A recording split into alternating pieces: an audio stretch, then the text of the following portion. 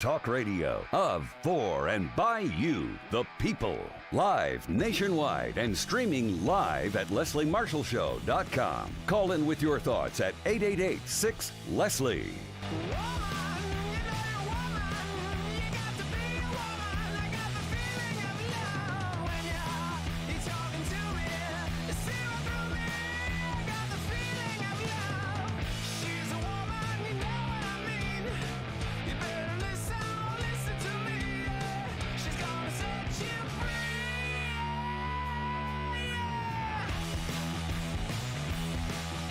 Here to set you free. How you doing? I'm Leslie Marshall. Good afternoon. Happy Tuesday. And it is a happy day to get out there and vote. Those of you in Boston, in Buffalo, in New York City, and mayoral races in Missouri, Georgia, and Virginia. Got a lot going on there. But right now we have a lot going on here. We're going to be joined by Tom Conway. Tom Conway is president of the United Steelworkers, the USW. They're North America's largest industrial union. They're 1.2 million members and retirees strong in our nation, Canada, and the Caribbean. They proudly represent men and women who work in nearly every industry that there is. Now, President Conway is the union's most experienced contract negotiator. We should have him step in with Joe Manchin and the Progressives and Nancy Pelosi and the rest in Washington. He is the union's most experienced contract negotiator in steel, aluminum, oil, and other major industries where USW members work, often directing the bargaining during these crises. Go to the website and check out more about USW in every industry they're a part of, usw.org. And please follow them on both Twitter and Instagram at Steelworkers. President Conway, so good to have you back on this Tuesday, election day for some in some states. Thank you for joining us. And one of the things that people, are going to talk about with their votes, or have been talking about with their votes, are grievances about certain situations. And one of those grievances is the supply chain, right? People are angry if they go to the store, it's not on the shelves, or if they order, it's going to take a long time to get to their home. They're worried about Christmas. So let's talk about, I always say to my kids, that's the problem. What's the solution, right? We know the problem. There is a supply. There are woes within the supply chain. What is the solution? And my understanding is that you and the USW and you as president of the USW say, well, we've got a solution, and it's called domestic manufacturing, right? I mean, if we didn't buy things made in China, we wouldn't be waiting for them to come in on ships through ports and get onto those trucks. Look, this isn't a problem that just cropped up. I mean, the pandemic has made it worse. And so, people sort of forget that for nearly a year, everybody kind of shut down, manufacturing shut down, it shut down around the globe. And so there's a catch up and there's a bit of a pent up demand.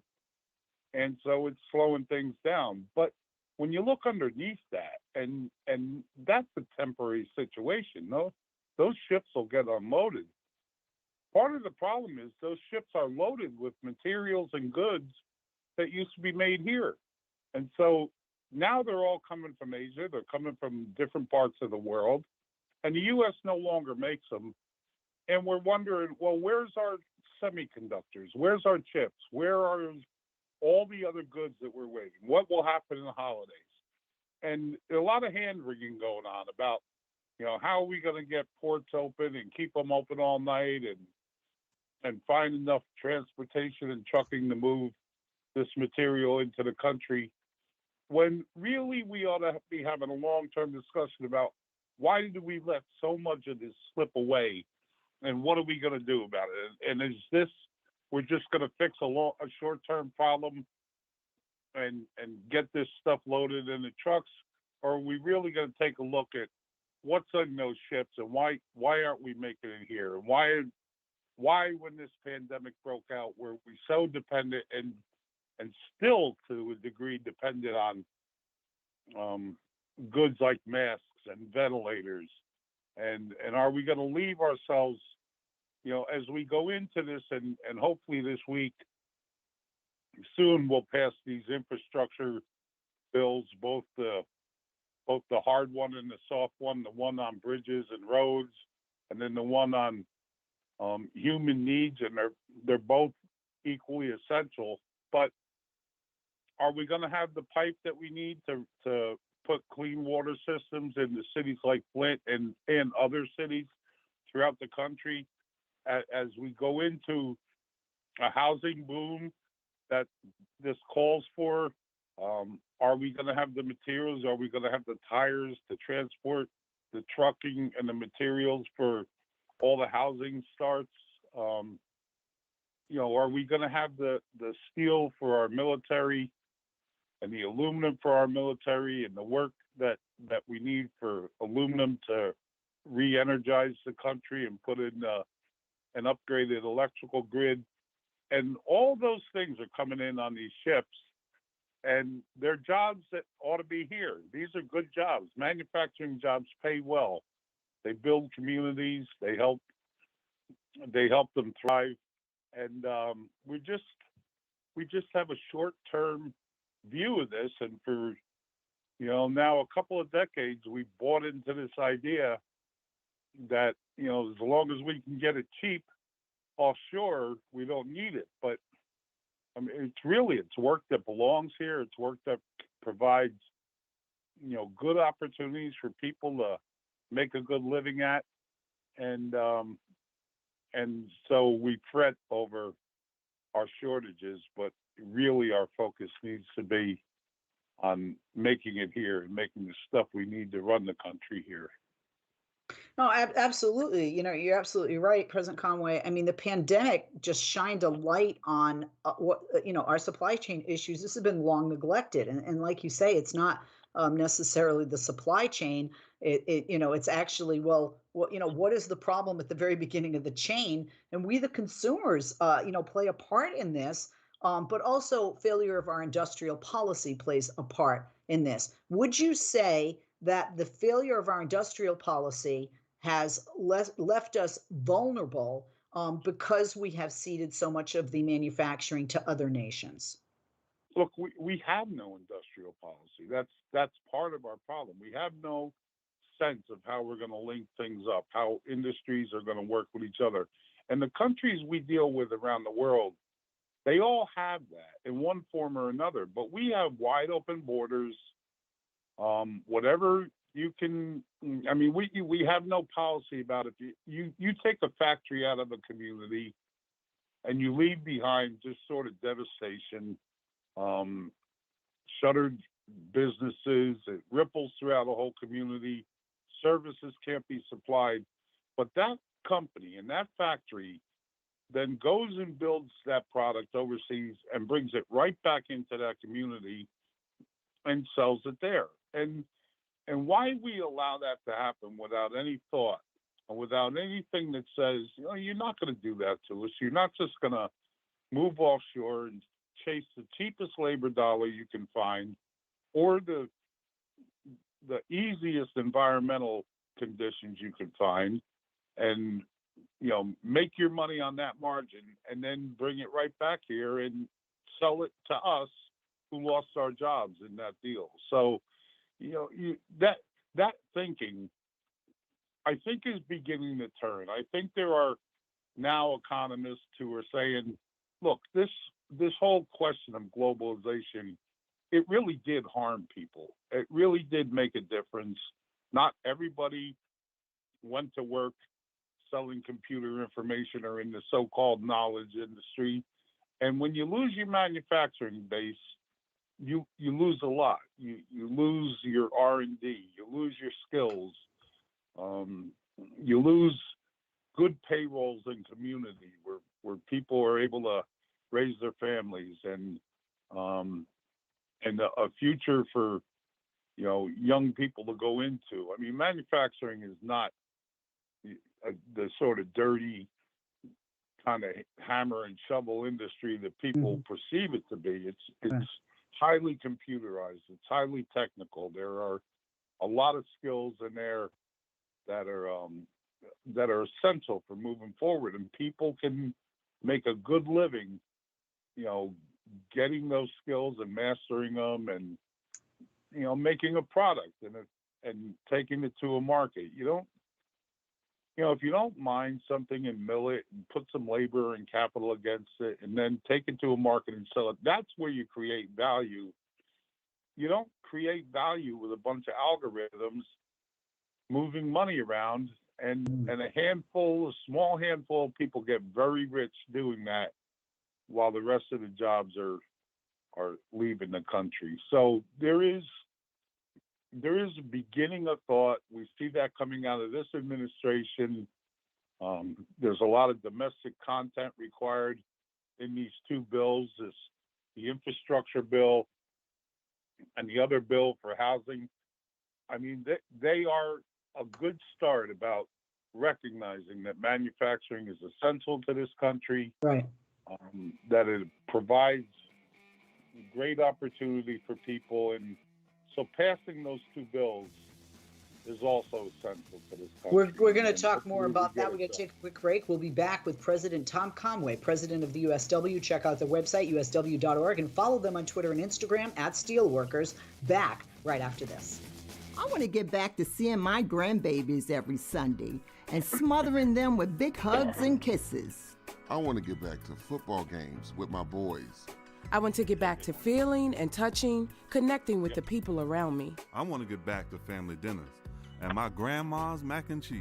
I want to get back to real grocery shopping, taking my time, walking down every aisle, smelling the tomatoes and melons, having a free sample or two, or three. COVID-19 has changed how we live and how we feel.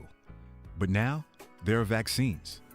And they are the first step that let us get back to feeling optimistic about the days ahead of us.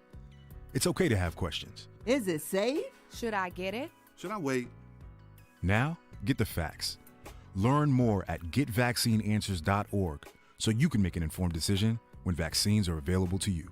Brought to you by the Ad Council.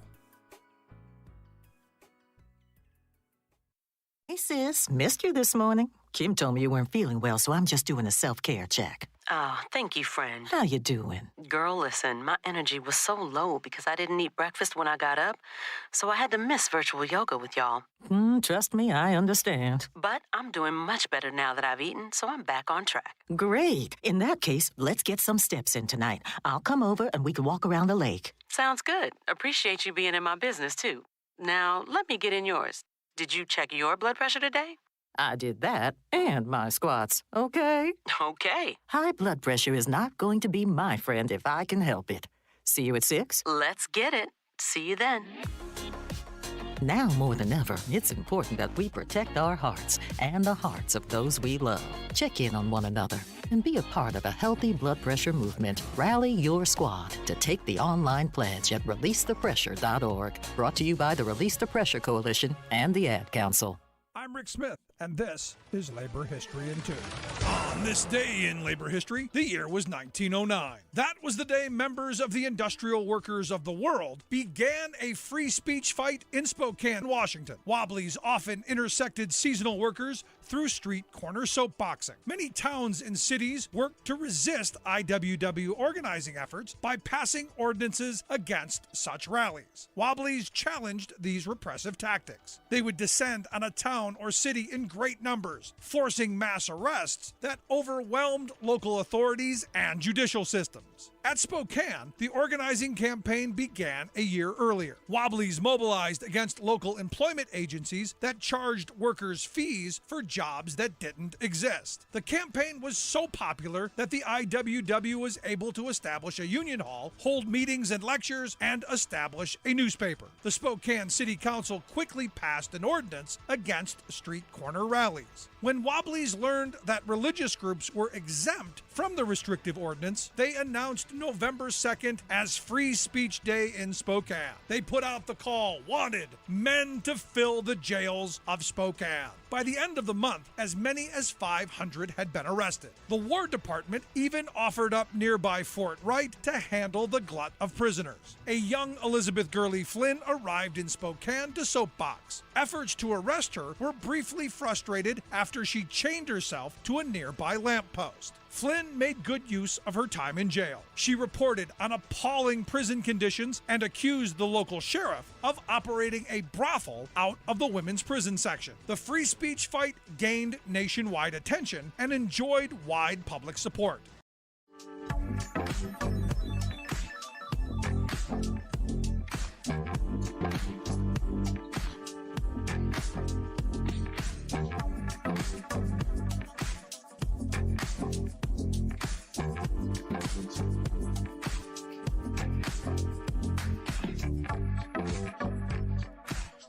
We are back on Leslie Marshall. Welcome back. Only True Democracy and Talk. And we are talking with President Tom Conway, president of the United Steelworkers, North America's largest industrial union. Check out their website, usw.org, and also check out Twitter and Instagram, where you can follow them at Steelworkers. President Conway, thank you for holding and welcome back. We are talking about supply chain woes, but the solution to that problem.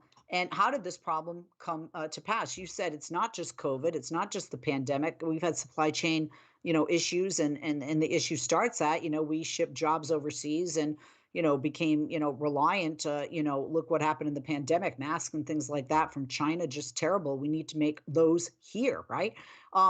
Also, I would imagine that you would agree that we've had decades of bad trade deals, that way into this, right? Decades of bad trade deals that incentivize corporations to ship more and more of those operations overseas. Can you speak to that and how the proposed legislation can change that? Because there are tax incentives to stay here within this legislation and to have products made here, to open your manufacturing plant here or keep it here and not move it, and keep the jobs here. And also, my understanding is that you have to use American steel, American-made steel, in order to do that, rather than purchasing steel overseas from countries like China.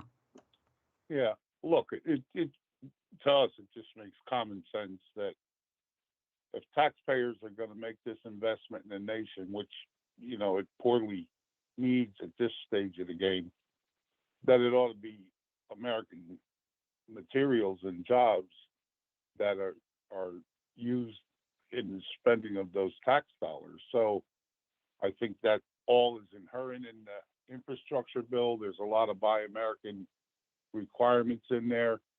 This administration has recently created an office within the White House, of the Office of Management and Budget, called the Made in America office. And it is focused on the government procurement. The government is the largest purchaser in the United States, and it buys a lot of materials. And so it has increased its content, its domestic content requirements, and it has a schedule to continue increasing those. And I think, look, we were sold a deal at NAFTA that said the country was going to send a lot of work or get a lot of work in Mexico, and we certainly flourished from that. And it's all proven wrong. And now we've got decades of proof about why it didn't work, why NAFTA had to be revisited, and we got some improvements in this latest round. But, then they opened up the doors to China and gave it sort of a most favored nation status. China then never lived up to the rules and its obligations under the WTO and continued to sort of cheat on the system and subsidize products and has overbuilt this tremendous capacity. And it's not just in metals or steels. They have a tremendous overcapacity in fiber optic cable. They have, they develop 5-year plans that are predatory and very aggressive. And China is a big problem. They're not the only one in the world, but they are certainly gotten out of hand. And so this crept up on us while we sort of sat there and watched it take place. And there's so many people in the country who sort of instinctively understand that. They've seen their communities, their family members, people who worked in good jobs in the communities and factories that are lost. And So when we talk about this, the numbers are like 88% of the country understands this problem. And I think that's why there's, broad support for the infrastructure bill, the rebuilding that needs to take place, the repiping of us, even in the climate related stuff. It's important that continues to sort of get done. There's a lot of work that's going to come out of that, and whether it's in the electrical grid, whether it's in the electrification of the vehicle fleets, and so that potential growth and new technology is crucial. And we can't allow it to be done somewhere else. It's got to happen here. So that's sort of the fight we're in right now. Our union has been in the forefront of this since the beginning of it, since it started. And, there's been over 300 trade cases where they've been proven to be dumping their materials, or they subsidize their product, and they come in and they compete. And, a company can't compete against a government. And so when you're dealing with a government like China, who will put mass amount of money behind something and ship it in just to be able to do it here, it puts people out of business. And we can't tolerate it, and there's no reason we should tolerate it. And you can't conduct foreign policy on the back of your jobs of your citizens or your trade policy. And the two need to be kept separate. And I think this administration is finally getting that. I don't think people understand, and you know this better perhaps than anyone, President Conway. When you move a plant overseas, you have decimated an entire community, right?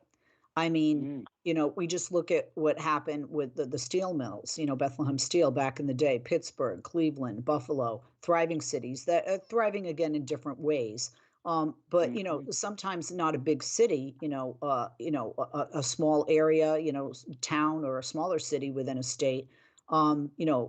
Speak to us about that briefly, about what it does. I mean, because we know what it does for corporations. It gives them profit. We know what it does for Americans. It gives us steel that isn't as strong and bridges that collapse.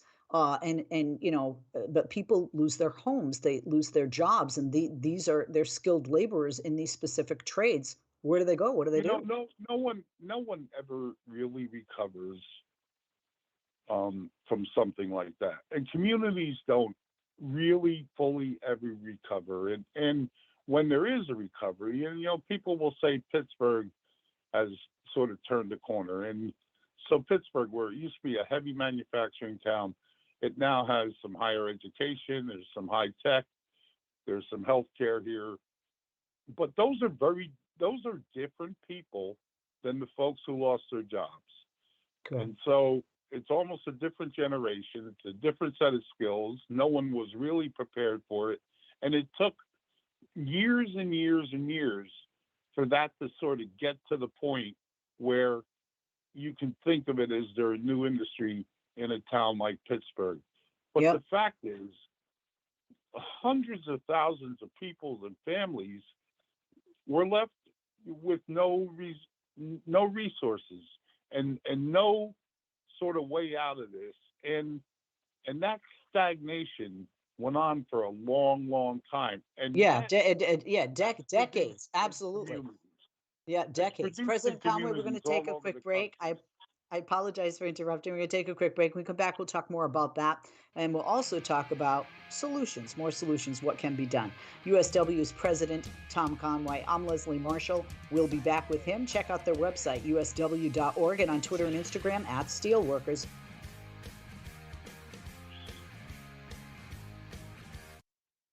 Hey, Dad, how do airplanes fly? What's in this box? Can I touch this? Where does sand come from? Is this tree good for climbing? What happens if I mix these two things together? How are babies made? What does this thing do? Kids are curious about everything, including guns. Talking to them about gun safety in your home is a good first step, but you can do more. Always keep your guns locked, unloaded, and stored separately from ammunition. Storing your guns securely is the best way to prevent family fire, including unintentional shootings. For more information on safe gun storage and ways to keep your family safe, visit endfamilyfire.org. That's endfamilyfire.org. What do we keep in the attic? What's this thing called? Can I ride my bike backwards? Like I said, kids are curious. It's up to us to keep them safe. Brought to you by End Family Fire, Brady, and the Ad Council. Right now, our country feels divided, but there's a place where people are coming together. I gotta tell you, I was nervous to talk to someone so different than me. Me too, but I'm glad we are. Love Has No Labels and One Small Step are helping people with different political views, beliefs, and life experiences come together through conversation, and it feels good. Wow, your story is so... Interesting? Yeah. When people actually sit down, talk, and listen to one another, they can break down boundaries and connect as human beings. At lovehasnolabels.com/onesmallstep, you can listen to amazing, life-changing conversations and find simple tools to start a conversation of your own. I know one thing. This conversation gives me hope. It gives me a lot of hope, too. Take a step toward bringing our country and your community together by having the courage to start a conversation at lovehasnolabels.com/onesmallstep.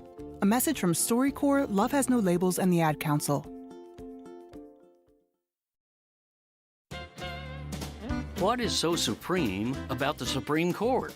I mean, besides being housed in an imposing marble building, being the final stop on America's judicial train, and having its 9 members look photogenically authoritarian in those full-body black robes. And yes, its existence is written into the Constitution. But so is Congress, and no one thinks of it as anything supreme. We 330 million Americans are told we must obey the law as defined by a half-dozen unelected lawyers on this court. Why should we democratic citizens do that? After all, these legalistic elites have no actual power to force their personal beliefs on us.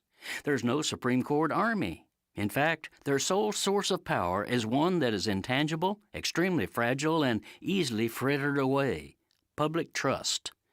We should go along with their rulings only if they appear to be fair and honest, not based on personal whim or partisan ideology, and not meant to extend plutocratic power over the people. As Justice Elena Kagan rightly put it, the only way we can get people to do what we think they should do is because people respect us. That's where the present majority of far right-wing appointees have failed so abjectly. Rather than meeting a lofty standard of judiciousness, all 6 have pulled the court down into the mire of crass Republican politics. They've corrupted the system and jiggered the law to decree that corporate campaign cash is free speech, that the state can take over women's bodies, that the Republican Party can unilaterally shut millions of voters out of America's voting booths, and so awful much more that enthrones the few over the many. This is Jim Hightower saying, respect? Trust? The Republican court is already down to 40% public approval rating, having surrendered its legitimacy to be a governing authority over us.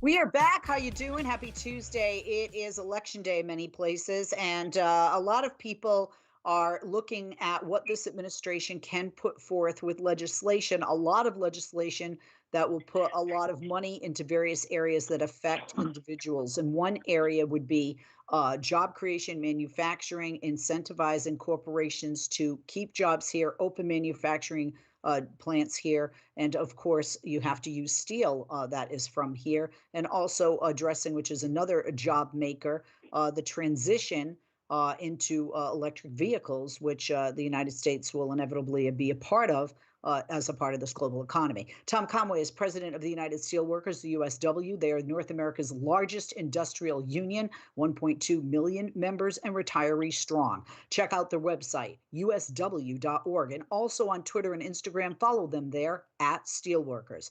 President Conway, thank you for holding and welcome back. I apologize, I had to jump in to interrupt. Did you want to finish up when we talk about how communities are just destroyed, decimated when these plants move overseas? And I just want to say real quick, my brother, my brother is a college graduate. He has a degree in chemistry, and he has worked in the semi-conductor industry the majority of his adult life, the majority of his working life and career.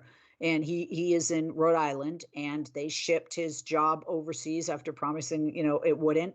And I say that because semiconductors certainly are one area of this that have been greatly negatively affected with that sucking sound, right, going overseas. And he fortunately got another job, not in semiconductor, but another job. But it hurts families, it hurts communities, and you were speaking, President Conway, to the fact that you don't bounce back, and if you do, it can take decades, as we've seen in places like Pittsburgh, Cleveland, and Buffalo. Look, most people who lose a job that was paying a living wage, they eventually find a job that pays about 2/3 of it. And so where they had benefits, where they maybe had a pension, now they're lucky if they have a 401k and they're allowed to save their own money, or it's just a devastating thing to a family. And so, being able to educate your kids, being able to rely upon the house that you own where your equity is, so much of that gets lost. So many communities are forced to, foreclosures in communities. And look, we've lived through it. Every state has felt this and seen it happen because we've lost, millions of factories and millions of factory jobs. And, you can't, this country can't lose 6 million jobs in that kind of a sector and not have it impact us. So there's a lot of rebuilding to do. And we're beginning to take a step. We're beginning to recognize it when we pass these bills. So, here's a bill that has the potential for creating housing, and there's going to be a boom in low-income housing that people need to afford because housing has become, and rents have become so expensive. But along with that housing are a lot of jobs. It's going to put a lot of people to work. It's going to put a lot of carpenters to work. It's going to put a lot of plumbers to work, people who make appliances. All of that stuff needs to come from this country. We can't just say, okay, we're going to build 300,000 homes and we're going to go get the hot water heaters from China. I mean, it just is self-defeating. So that's the sort of strategy that you need when you're going to spend that sort of money and take that investment. And I think when you put the requirements in there and you make people have to do it, because if you just let them go at the cheapest price point, unfortunately, this is where you find yourself. So you have to put something in place that says, no, we're going to use tax dollars on this, and we're going to use it to the benefit of our own nation. So there are solutions. This isn't rocket science. People say, well, you're messing with the free hand of the market. That's nonsense. God didn't do this. A bunch of lawyers in Washington, D.C. did this. They created these laws. They did these trade deals. They allowed for this to happen because they planned for it to happen, and we just need to reverse it and get the country back on the path that we need to be on. It's going to take a while, but it's not impossible to do. And the more jobs you create, the more revenue you create, the stronger your tax base. You begin to rebuild your systems and your schools and your libraries and your fire and police systems, and that's what strengthens communities. Yeah. You were just speaking about reversing this trend. You read my mind. I was going to ask you about that. And significantly investing in our infrastructure, is one way. And we have to include strong domestic content provisions. Can you speak a little bit more about this, about reversing this trend, or maybe some other things that we're not doing? Because one of the things is in this legislation, if you are going to build something and you have to use American steel, not only is that creating jobs, and that steel goes into our bridges, which keeps us safer and gets us out of that like D or F infrastructure rating on bridges and bridges especially. But there's other things. I mean, the pipes that our water is delivered through. Those are steel. Those are and I mean, two things. One, speak more about reversing the trend, but two, we the American workers, aren't we already in a position to meet the infrastructure needs of this country? In other words, we don't need to go outside of this country for most of this stuff, right? No, look, we are running a campaign within the Steelworkers Union. We're running it nationally called We Supply America. And we have each of our local unions go partner with their company counterpart and write a letter to the White House and to this Office of Management and Budget that is guiding the Make It in America. And they describe for the White House the products they make and how they fit into infrastructure program and how they benefit their communities and the size of their payroll and the skills of their workforce and their ability to deliver products to an infrastructure build. And we've had hundreds of those letters going in there, activating in that community, sort of a joint effort between the employer and the workforce and the union to make sure that this country understands, here's what we can do. Don't go buy it somewhere else. We can make it here. Or here's what we could do with a little bit of investment. And here's the sort of change that we can help bring about. So this really is kind of a community effort within our union. And we've, been on a bus tour. We rented a bus. We went to communities that have some manufacturing base in them, whether it's glass or aluminum or steel or other products. And it's been very successful. And so we've seen this trend begin to take place with the strengthening of domestic content requirements. We'll see more of it in the infrastructure bills as they come forward, and that will strengthen and bring jobs. This infrastructure bill, it can get us 2 million jobs, real decent jobs where people can make a living at them, making a product that the country needs. We haven't rebuilt this nation in decades. It's crumbling. Not just bridges that are falling down, but our waterways, our water systems. We have methane leakage that is a tremendous problem for the climate, and it's recognized, but we leak methane gases all over the place. So we have piping systems that need to be replaced. All that material the U.S. can make. And look, with a little bit, it didn't take these companies a long time. I hear companies say to me sometimes, well, we'll need a couple years to get ready.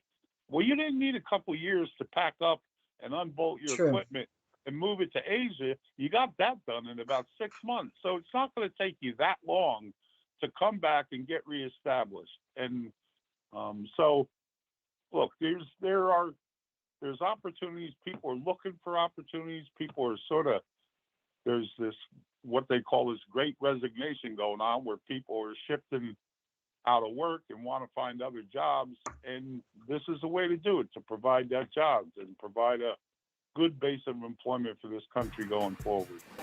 Absolutely. We're going to take a quick break. When we come back, our final segment with President Conway, President of the United Steelworkers Union. Follow them on Twitter and Instagram @Steelworkers. Also check out the website usw.org. You might be surprised what they do. They are involved in nearly every industry there is out there. Check it out. I'm Leslie Marshall, back with President Conway and you right after this. Don't go.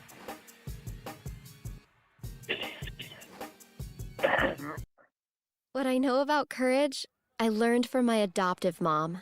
She said sometimes you just gotta hold on and know we'll get through this. Mom, we are so high up. Hold my hand.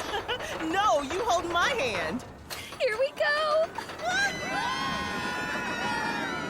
Learn about adopting a teen from foster care. You can't imagine the reward. Visit adoptuskids.org to find out more. I learned patience from my adoptive dad. All he had to say was, "Hey, you got this. Just breathe."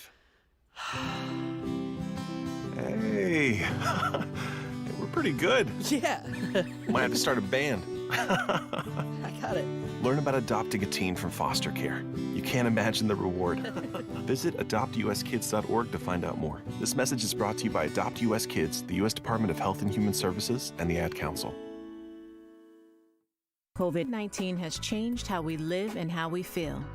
We show up differently, worship differently, and have found new ways to express our love and support to family and friends. But now there are vaccines, and they are the first step that lets us get back into the things we miss most, like spreading the word without spreading concern, girls tripping instead of solo sipping, brunching instead of late night munching, and talking smack with a side of mac and cheese. It's okay to have questions about COVID-19 vaccines. Should I get it? Should I wait? Is it safe? Can I trust it? What about pre-existing conditions? Now get the facts. Visit getvaccineanswers.org so you can make an informed decision when COVID-19 vaccines are available to you. Brought to you by the Ad Council.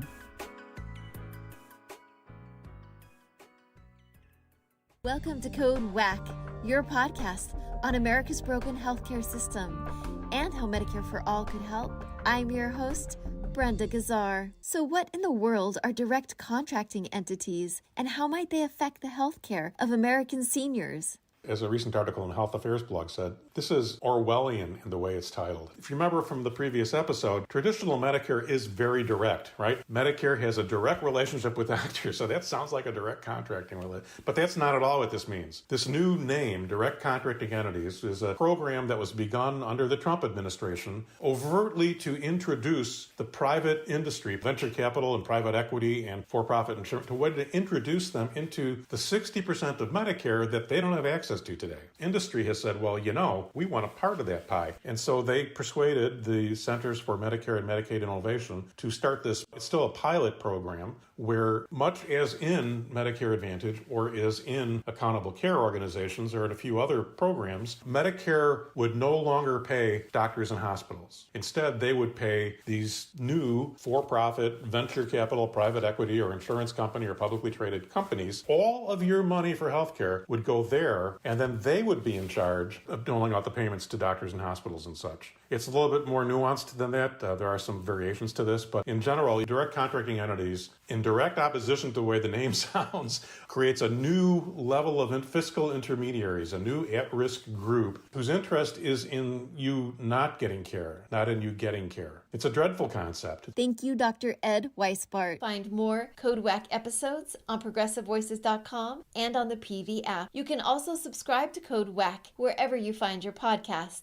This podcast is powered by Heal California, uplifting the voices of those fighting for healthcare reform around the country. I'm Brenda Gazar.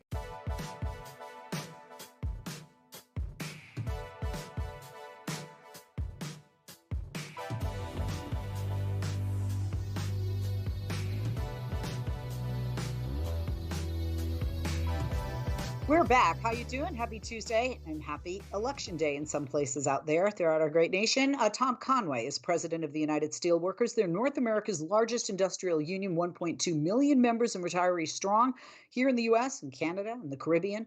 And check out their website, usw.org.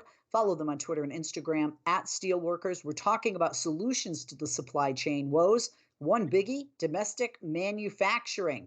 Because we've had a decade of bad trade deals, we can reverse this trend with infrastructure investment, including strong domestic content provisions. And now let's talk about the legislation that's coming out of this administration. President Conway, President Biden is taking this seriously, it would seem. He's issued a number of executive orders to help foster growth in domestic manufacturing. Can you speak to some of those those executive orders, and can you also speak to President Biden and his administration. We're seeing him get, hit approval rating wise. We're seeing him get, a lot of hits, and we're seeing a hard time getting this legislation through. Although I am a Democrat, and I do think that they will pull it off. How seriously is President Biden taking this issue? And can you speak to some of those executive orders that he did sign to help foster growth in the domestic manufacturing sectors? Look, I think Joe Biden gets this, and more so than any politician that we've seen in a long time. And I think he's evolved over years. I mean, we weren't always thrilled with his position on NAFTA and some other things, but as time's gone on, he does realize that if he's going to rebuild the country, he's got to rebuild the middle class. And so his approach has been, here's a bunch of companies and very super rich people who've avoided taxes for a long time and got a tremendous tax break under the last administration worth $2 trillion. And he wanted to try and reverse a little bit of it, and it's getting resistance. And so to me, it's very perplexing why the country struggles with that idea at all. But when you listen to this president speak, he's got this worker-centric recovery that's going on, as well as a worker-centric trade agenda and foreign policy. And the things that he's doing, particularly when he talks about unions, and there's quite a bit of it that he says, and he says it very openly, and so does every one of his cabinet and his administration.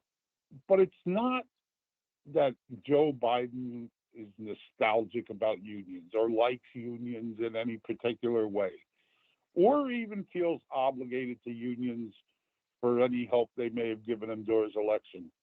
Biden understands that if you're going to rebuild this country, you have to give workers power with their employers at the bargaining table and put some balance back in that relationship.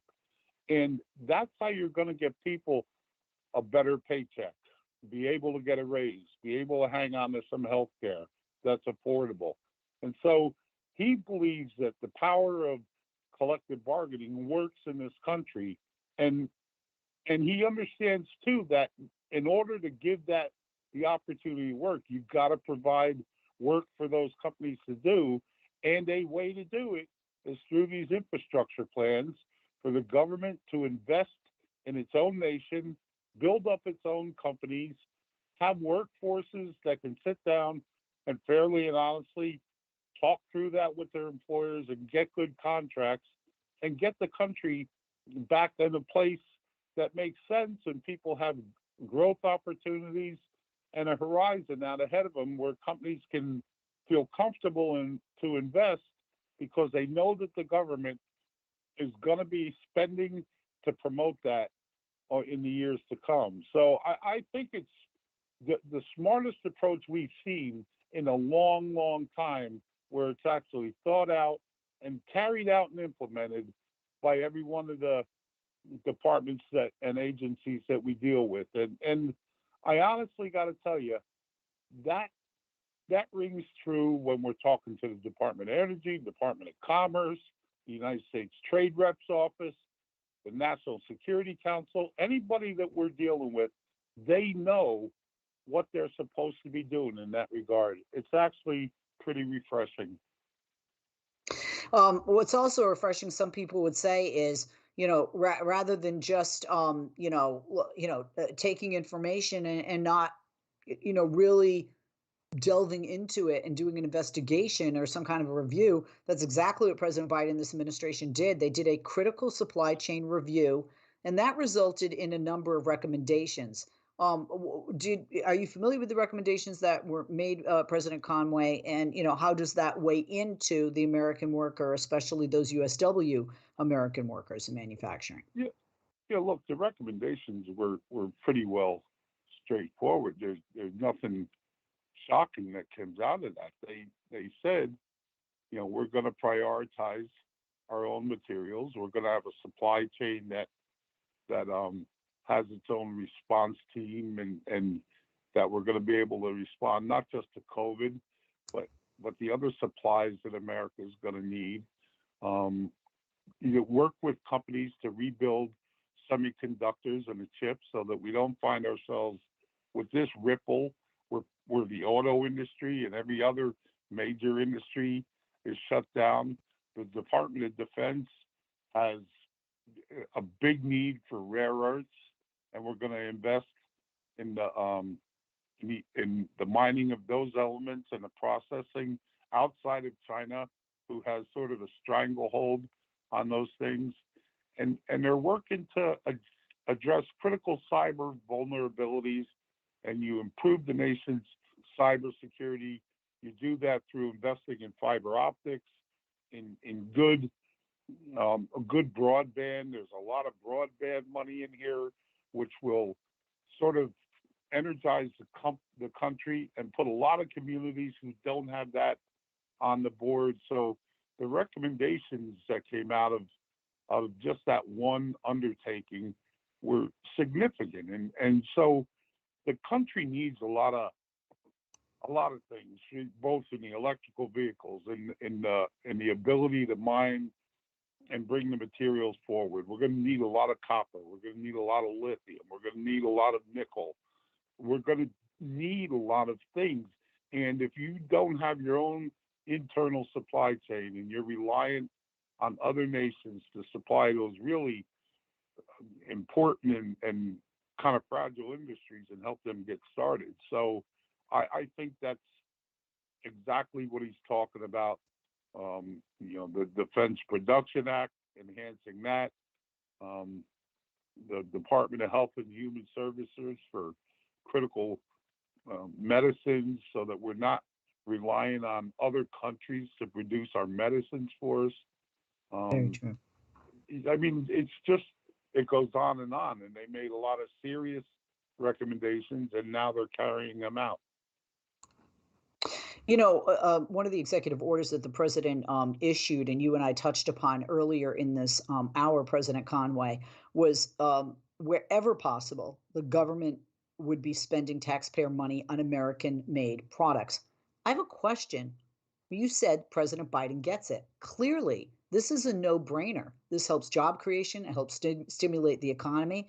It helps increase patriotism, and truly does put America first, which the last administration, liked to say, but they didn't do much about. Why, whether Democrat or Republican, wouldn't any president do something like this? Because it's just a win-win-win. I mean, politically, economically, the list goes on. Because you said President Biden gets it. Clearly, this alone shows that. Look, I think when you got to try and evaluate why certain politicians resist this sort of thing, there's an old adage, you just follow the money. And so our campaign finance system has a lot to do with how people think about these kind of things. And if you've got companies and other organizations who are flowing tremendous amounts of money into campaign coffers, then maybe you sort of resist a tax on them, a little more tax, or if very rich people are sponsoring your campaign and they don't like these sort of things, then that's what motivates most people. And unfortunately, I think you see that from time to time, and we're certainly going to see that as these two bills make their way through.